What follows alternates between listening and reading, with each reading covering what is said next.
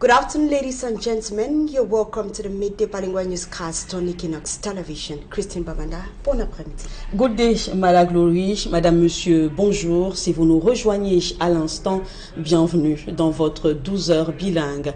Dans l'actualité nationale de ce jeudi midi, enfermé dans une cage pour chiens, un adolescent échappe à la mort au quartier Ngodi Bakoko dans l'arrondissement de Douala 3e. Le jeune adolescent qui a eu la vie sauve grâce à une forte mobilisation de la population est accusé de kleptomanie. Regardons toutes ces images de Carlos Minoué sur le commentaire de Pierre Laverdure en bon. Une scène des plus surréalistes. Ce jeune homme d'environ 18 ans d'âge vient de passer des jours enchaînés et mis en cage tel un animal. Des images exclusives de cette cage pour chiens choisie par son bourreau pour le maintenir en captivité et sous surveillance. Ce sont des cris qui vont donner l'alerte. C'est un jeune homme de passage qui va entendre les pleurs à l'intérieur de la maisonnée et qui va prendre son courage à deux bras pour s'introduire à travers une échelle dans cette prison d'un autre genre et sonner l'alerte. Nous avons fait irruption chez ce monsieur-là. On a constaté que réellement l'enfant était enfermé dans une cage à côté de la cage du chien. Donc voilà, il estime que l'enfant était kleptomane. Voilà pourquoi, pour punir l'enfant, il a fallu mettre l'enfant dans la cage. Informés, la police et la gendarmerie vont arriver sur les lieux. Le domicile, présenté comme appartenant au bourreau, sera passé au peigne fin. Il appartient à un homme présenté comme un avocat au barreau du Cameroun. Nous avons pu défoncer la cage pour retirer l'enfant qui séjourne là depuis ce matin. Il nous a dit que c'est une sanction qu'il est en train d'imputer à l'enfant. Mais bon, la condition inhumaine dont l'enfant se trouvait ne nous a pas vraiment honorés. Le bourreau sera sorti des griffes de la population que grâce à la présence des forces de l'ordre.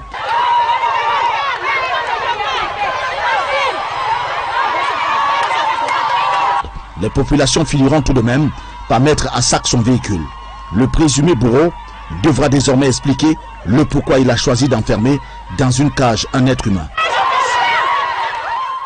Mettons le cap sur la ville de Bertois où organisations non gouvernementales et associations sont vent debout contre les mariages précoces dans la région de l'Est du pays. Des causeries éducatives sont donc organisées pour sensibiliser les jeunes filles sur les dangers liés à cette pratique. Regardons le reportage de Benjamin Issa.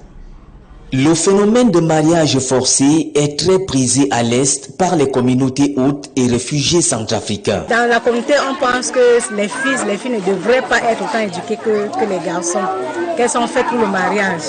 C'est pour ça déjà à partir de 12 ans, on commence à les préparer pour le mariage.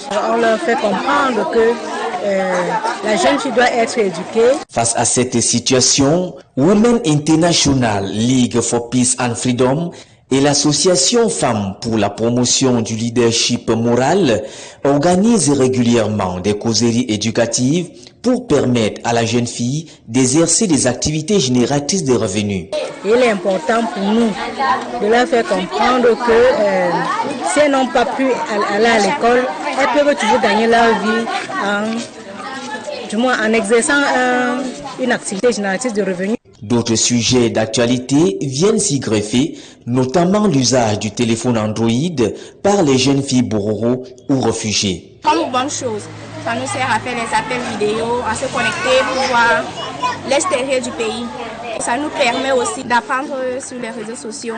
Donc, comme mauvaise chose, il y a le vol, l'arnaque. Ces échanges permettent à la jeune fille d'améliorer son quotidien par un usage positif des réseaux sociaux. Vous pouvez les utiliser pour faire des recherches, pour communiquer des recherches éducatives, pour pouvoir aider nos petits frères, nos petites sœurs, pour améliorer le monde en fait.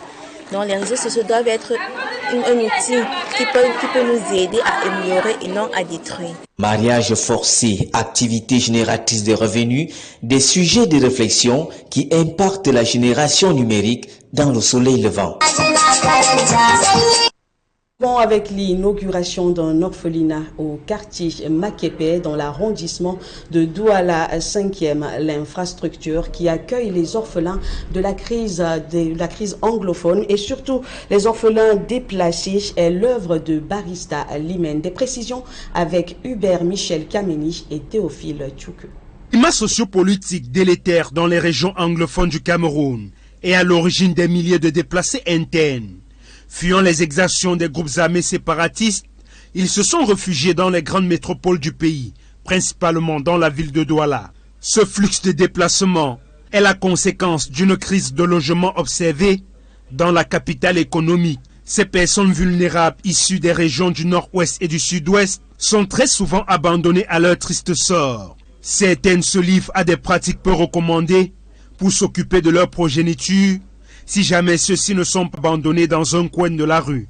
Fort de cette situation lamentable, est né à Douala un centre de prise en charge de ces personnes à besoins sociaux avérés. J'ai pris ce pacte avec Dieu que si je deviens un avocat, je vais construire un orphelinat pour lui. Et Dieu est resté fidèle et j'ai tenu aussi ma part de parole. L'orphelinat Happy Kids pourra accueillir jusqu'à 50 enfants issus des couches défavorisées des régions du nord-ouest et du sud-ouest. Je veux des enfants qui n'ont plus de parents, surtout de Nozo, nord-ouest et sud-ouest, suite aux crises anglophones. Occasion également pour les responsables avec la mairie de la ville lors de la phase d'implémentation. Je croyais que la mairie de Douala devrait être à côté de moi pour réaliser ce genre de projet, mais ils ont pensé autrement. Mais ce qui est vrai, c'est qu'on ne lutte pas contre Dieu. L'orphelinat pourrait alors désengorger certaines rues de la cité et offrir un toit et une famille à de nombreux enfants qui n'ont pas eu la chance de connaître un parent. Alors que le congrès du Social Democratic Front, prévu du 27 au 28 octobre prochain, s'annonce houleux, plusieurs candidatures sont déjà annoncées pour la présidence de ce parti politique de l'opposition. Découvrons leur candidature avec Kevin Tiogo et Théophile Tchoukou. C'est en août dernier que Chewa Jester David déclare sa candidature à la succession du leader historique du Social Democratic Front, John Frunzi, décédé le 12 juin 2023. Jester Chewa est le plus jeune des trois prétendants au fauteuil de chairman. Dans les rangs du parti de la balance depuis plus de 10 ans, cet entrepreneur a été député suppléant de l'ex-parlementaire SDF Aoudoubaya Cyprian suite aux législatives 2013. Par ailleurs coordinateur du SDF dans le Dongamantoum, région du Nord-Ouest, prônant la réconciliation entre les branches dissidentes et dirigeantes du parti, Jester Chewa se présente comme un espoir pour l'avenir de la formation politique dont il ambitionne renouveler le leadership. Il faudra cependant s'imposer face aux deux autres aspirants au poste, à savoir Godenzama et Joshua Osinambangi. Âgé de 38 ans, Dengue Godenzama revendique 15 ans de militantisme engagé au sein du parti de la balance. Diplômé du département de gestion de l'université de Boya, cet homme d'affaires est depuis 9 ans le président de la circonscription électorale de Limbé 1. Aux côtés des cadres du parti, Godenzama milite pour l'égalité des chances. Ses opinions quant à la gestion de la crise anglophone lui ont valu un séjour carcéral de 9 mois à la prison de Kondengi. Le spécialiste des questions de développement interculturel entend poursuivre son combat pour un Cameroun nouveau, passant par la présidence du Social Democratic Front. Des vice-présidents national du parti, Joshua aussi, quant à lui, est depuis septembre dernier coopté au poste de président national du SDF en remplacement de John Frunzi. C'est sans surprise que le candidat malheureux à la présidentielle 2018 et questé à l'Assemblée nationale du Cameroun a confirmé son intention de se maintenir dans le fauteuil. S'il pas favorable à la convention élective, reste que seule l'issue du congrès prévu du 27 au 28 octobre prochain au palais polyvalent des sports de Yaoundé le confirmera. Toute surprise n'étant pas exclue. En sport, retour sur l'incident qui avait secoué le stade de la réunification dans la ville de Douala lors de la première journée du championnat Elite One où plusieurs supporters étaient restés bloqués à l'extérieur à cause de la direction de Raoul Taboufoué, Dalastana et Fabrice Elou. Première journée du championnat Elite One. Nous sommes le mercredi 4 octobre 2023. Les supporters sont bloqués devant le portail du stade Nanès de la réunification de Douala À quelques minutes du coup d'envoi du duel astro de Douala, Aigle Royal de la Ménois. Impossible pour ses fans de se payer un billet d'entrée. À l'origine, un désaccord entre la FECAFOOT et la direction du stade sur la vente des tickets du match. On veut l'argent, on veut payer le billet, il n'y a pas. On veut payer le billet. Il n'y a pas de tickets, il n'y a pas de billets. Quelques jours plus tard, 3 matchs de la 3e journée initialement prévus au stade Bapelépé de Douala sont délocalisés pour le stade Agnès 1 de Japoba à 24 heures du début des rencontres. Un stade qui n'a pas pu contenir la totalité des supporters du grand choc Union Baboutos. Il aura fallu attendre plusieurs jours pour voir les deux parties s'expliquer. La déprogrammation unilatérale de la part de l'ONIES, sans nous informer, nous sommes informés à moins de 24 heures des matchs de cette envergure. Ça nous a un peu gêné, un petit stade comme ça. Nous n'avons pas une main courante. Les joueurs, les acteurs sont en danger.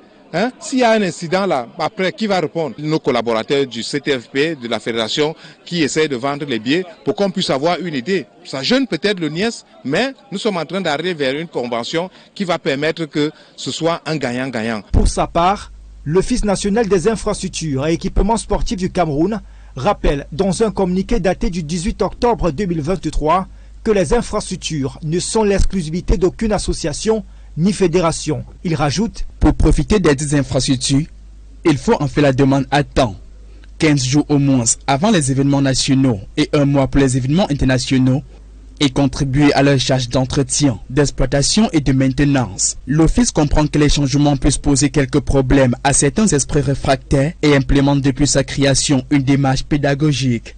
En attendant que les deux parties trouvent un terrain d'entente, ce sont les spectateurs qui payent cher le prix de ces désaccords dans ce championnat élitoine qui se poursuit.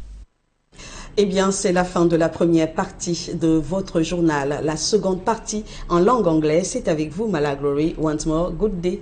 Good day to you, Christine Babanda. Ladies and gentlemen, good day, and thanks for joining us for the second part of the news. Inhabitants of a place at the Emombo neighborhood in the city of Yaoundé are yet to evacuate from the area where it is considered as a risk zone. This comes after 4 people almost lost their lives at the construction site while digging the foundation. Details with Smartchick and Gabriel.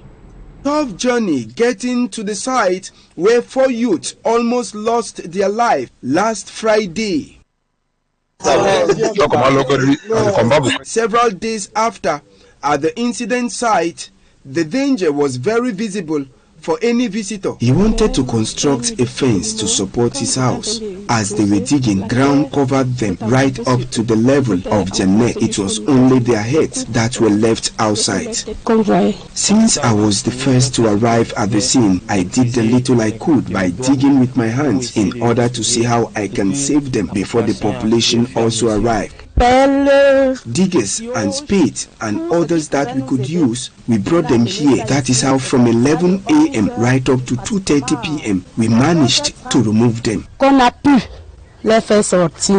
the neighbor's residence close to the incident site, we met nobody at home, but sources said the owner of the room was still around, alongside the owner of this other building whom we didn't meet. But it said he is still at the zone, even if the danger is not totally gone. The fence had fallen, so she wanted to construct another. So she called on these youths to dig. We were afraid because at any time it could collapse. Apart from the site where the incident occurred, many houses at Twison neighborhood are at risk. Between the Emombo neighborhood and Esumba, most of the houses have been constructed on valleys.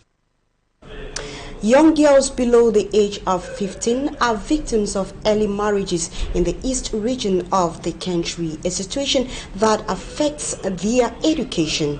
To address this problem, a training session was organized in the region to empower these girls. More details with Immaculate Fogwe.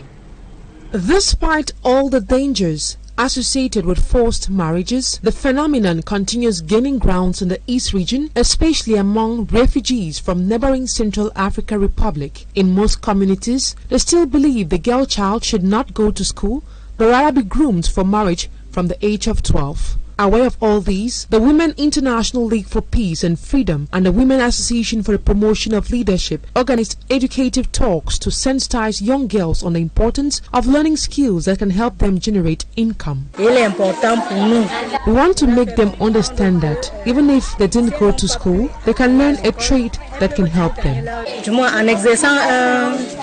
young girls were equally taught on how to use an Android phone and equally get themselves abreast with what is happening around the world. Now we are able to manipulate an Android phone. We are equally informed about the benefits and dangers of social media. We can now use our phones to carry out research and equally communicate with people. It was a great talk. Child and forced marriage is a human rights violation and a harmful practice that disproportionately affects women and girls as they are prevented from living their lives. Their education is disrupted, making them vulnerable to violence, discrimination, and abuse.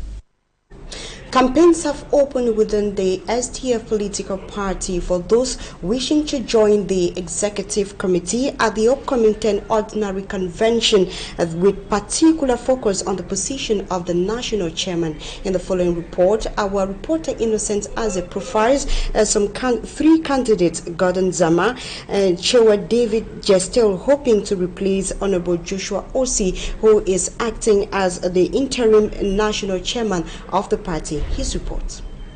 The 8-year-old Gordon Zama, throughout his childhood, was a sympathizer of the SDF party. He later joined the SDF and has been a militant for over 15 years. He rose from the party ranks from wards to district and eventually became Limbe 1 electoral district chairman, a post he has occupied for the past 9 years. Zama is also a multi-dimensional businessman, real estate venturer. The graduate from the Department of Management from the University of Boya was arrested and jailed for 9 months at the maximum security prison in Kondengi, Yaoundé, for protecting the interests of the common man in the wake of the Anglophone crisis. The grassroots politician from Alpha Club in Limbe 1 subdivision is also a philanthropist, cross-cultural development expert who vowed to defend the interests of the SDF party and meet up with the aspirations of the people. On the other hand, Shawa David is an entrepreneur and political scientist. Being an SDF militant for decades, he worked closely with a hero of the SDF party, known to be his godfather, late Honorable Sipan Awudumbaya, in the Donga Mantung division of the Northwest region, where he is the SDF divisional coordinator. Both Gordon Zama and Shawa David are each optimistic to beat heavyweight Joshua Osi, first national vice president of the SDF, currently serving as interim national chairman. Honorable Joshua Osi, also member of parliament for Wuri Center, was voted SDF flag bearer for the 2018 presidential election, in which he participated as candidate and emerged fourth. Even though it won't be easy to pull down the man with a heavy career background and favorite to many party militants and delegates, Gordon Zama and Shawa David are not intimidated as they stand solid on the foundation of faith. The chairperson of the SDF 10th Ordinary Convention Organizing Committee, Njong Donatus, has said the fight over the party's top position has not gone dirty. Speaking in Yaoundé during a press conference, he and the Secretary General Barrister Adeline Jomgan says they are not financial complaints. They are not financial complaints as to related to the upcoming events. Babila Jonathan tells us more. Marks the beginning of campaigns.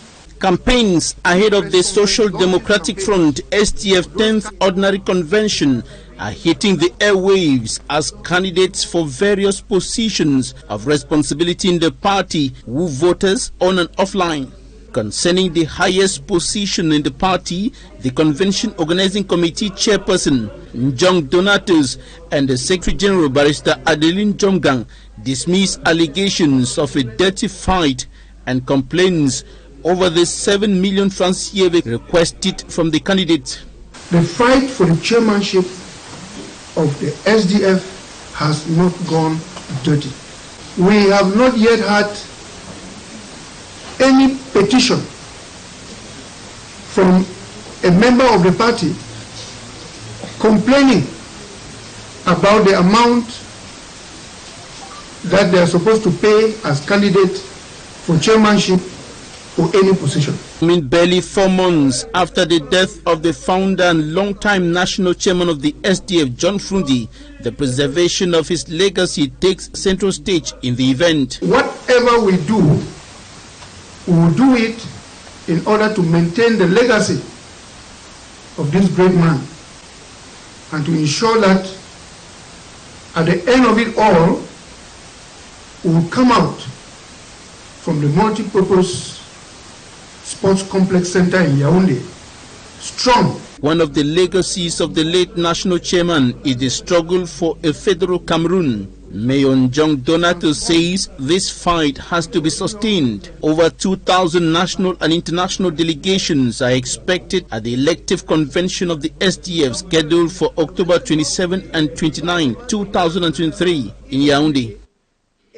Hormonal changes related to menopause can affect the physical, emotional, and the social well-being of a woman. As Cameroon joins the international community to celebrate the World Menopause Day, women are advised to avoid birth control pills and other toxic items which can lead to premature menopause. Our reporter Esie Lucy Lengo spoke to a general practitioner, and she has to say this in this report.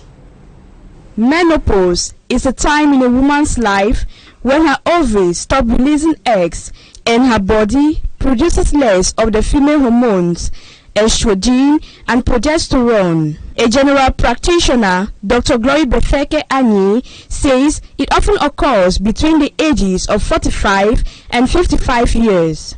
The one who experiences some changes in the menstrual cycle, either there is a decline in the flow, the frequency of the flow, maybe the texture of the menstruation, the color. But in some cases, early menopause can occur from the age of 30. Some women as early as 30 years, they may start experiencing already some signs of menopause. The premature menopause can be caused by several factors. It can also be inherited from the family. There are some lineages that they quickly get into menopause. Hormonal therapies like the birth control pills and maybe alcohol consumption as well, smoking, cigarette smoking, those are things that will get into the system and they want to play with the hormonal system. There are signs and symptoms if a woman has reached the menopause stage. They will like feeling cold, heat, then you see they start sweating, anxiety, anger, mood change, mental health disorders. You may have dryness of the vagina may equally set in. The condition can only be relieved following the signs and symptoms. You eat well, vegetables, fruits, you avoid all these toxins, you make sure you exercise, you lose weight. Medics call on women to pay attention to cardiovascular diseases, which is the highest cause of mortality for women worldwide. This year's theme for World Menopause Day is cardiovascular disease. At least 200 people have died in a strike on the Ali Arab Hospital in Gaza, while in Ivory Coast, our reporter Cedric Chakocho reports tell us about the reappointment of Robert Bobri Mambi as the Prime Minister. His report. In the Israeli-Palestinian fight, at least 200 people were killed earlier this Tuesday evening in what was, according to Gaza, an Israeli strike on the ground of a hospital in Gaza City. This is the deadliest incident since the start of the Israeli strike campaign on October 7th. Moreover, while Hamas, in denouncing a horrible scene, indicating in a note that most of the victims were displaced families, patients, children and women, the Israeli army on their side denied any responsibility, believing that it was a failed rocket attack by Palestinian Islamic Jihad, another Palestinian armed group. Furthermore, from the United States to Iran, via Saudi Arabia and even Russia, this attack has sparked a real international outcry. If everyone agrees to condemn this attack, Washington and the countries of the European Union are refraining for the moment of accusing Israel. Again, referring to the deadly explosion which occurred on Tuesday in a Gaza hospital, President Joe Biden denounced an attack committed by the opposing camp. For now, the president of the Palestinian Authority, Mohammed Abbas, declared it through the morning in the Palestinian territories after this strike. And in Ivory Coast, most of the ministers were reappointed during the appointment of 32-member government earlier this Tuesday, led by new Prime Minister Robert Berger Mambe, who also inherits the sports portfolio 3 months before the start of the African Cup of Nations Ivory Coast 2023. Furthermore, Jtb Ouattara, brother of the president Alassane Ouattara, remains in his post as Minister of Defense. Simwit Kobenan Kwasi for Agriculture. And that is how you saw it on today's edition of the Midday Bilingual Newscast on Équinoxe Television. Do have a beautiful day in the company of our programs. Christine Babanda, bonjour à vous. Do have a nice day, Malaglouis, Madame, Monsieur. C'est la fin de ce journal. Merci de nous suivre sur Équinoxe Télévision. Restez en compagnie de nos programmes les meilleurs.